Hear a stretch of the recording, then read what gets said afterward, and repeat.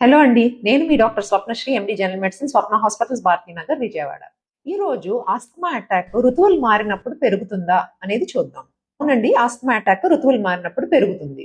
ఎందుకు అంటే ఈ ఋతువులు మారినప్పుడు పుప్పొడి రిలీజ్ అవ్వడం, లేదు చల్లదనం బాగా అతిగా చల్లగా ఉండి డ్రైగా ఉండే వెదర్ లో పెరుగుతుంది. లేదు ఈ ఋతువులు మారినప్పుడు జలుబులు దగ్గులు ఎక్కువ వస్తాయి కదా, అలాంటి టైంలో ఎక్కువ అవుతుంది ఆస్తమా అటాక్. ఇది కాకుండా చల్లగా ఉండే వెదర్లో పొల్యూషన్, స్మోక్, ఫాగ్, అంటే మంచు తెరలాగా ఫామ్ అయిపోతుంది కదా పొల్యూషన్తో కలిసి మంచు, అప్పుడు బాగా ఆస్తమా అటాక్స్ పెరుగుతాయి.